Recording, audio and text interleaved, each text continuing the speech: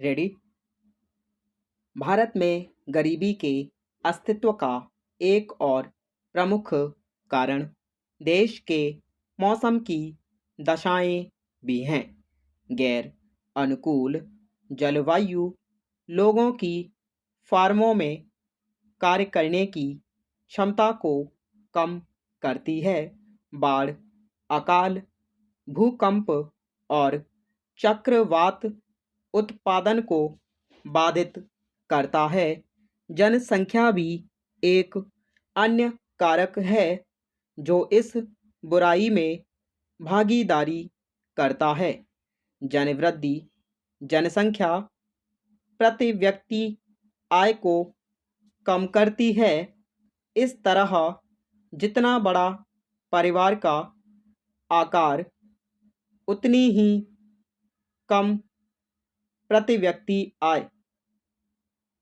भूमि और संपत्ति का असमान वितरण एक अन्य समस्या है जो समान रूप से किसानों के हाथों में भूमि की एकाग्रता को रोकता है।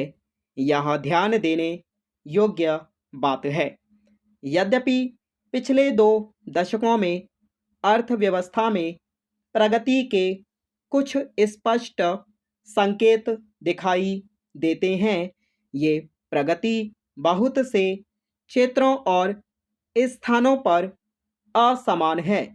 दिल्ली और गुजरात में बिहार और उत्तर प्रदेश की तुलना में ऊंची वृद्धि दर है। लगभग आधी जनसंख्या के पास रहने के लिए उपयुक्त आवास, उचित सभ्य स्वच्छता व्यवस्था, गांव में नज़दीकी पानी का स्रोत और गांव में माध्यमिक स्कूल और उचित सड़कों आदि की कमी है। यहाँ तक कि समाज के कुछ वर्ग जैसे दलितों को सरकार द्वारा नियुक्त संबंधित अधिकारियों द्वारा गरीबों की सूची में भी शामिल नहीं किया जाता। ये वे समूह हैं जो समाज में उपयुक्त नहीं समझे जाते। पैरा गरीबी पर चर्चा करते हुए भारत में गरीबी को कम करने के लिए सरकार के प्रयासों को अनदेखा नहीं किया जा सकता है। इसे सबसे पहले उल्लिखित करने की आवश्यकता है कि जो कुछ भी परिवर्तन गरीबी के अनुपात में सीमांत बूंदों के रूप में स्थान लेते हुए देखा गया है, वह सभी लोगों को गरीबी के स्तर से ऊपर उठाने के उद्देश्य से बनाई गई सरकारी पहलों के निर्माण के कारण हुआ है।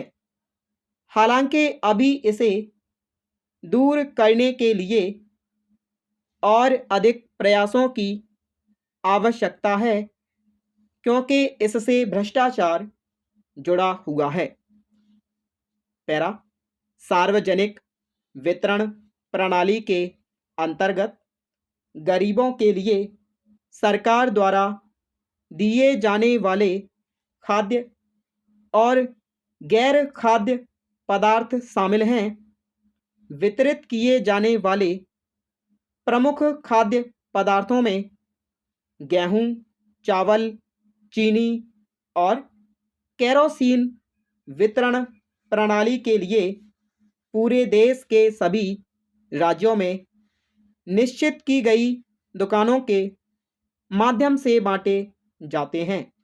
लेकिन सार्वजनिक वितरण प्रणाली द्वारा दिए जाने वाला खाद्यान्न एक परिवार की उपभोग की आवश्यकताओं को पूरा करने के लिए पर्याप्त नहीं है। सार्वजनिक वितरण प्रणाली योजना के अंतर्गत गरीबी रेखा के नीचे जीवन यापन करने वाले प्रत्येक परिवार को हर महीने 35 किलो चावल और गेहूं और गरीबी रेखा से ऊपर वाले परिवारों को मासिक आधार पर 15 किलो खाद्यान्न दिया जाएगा। स्टॉप।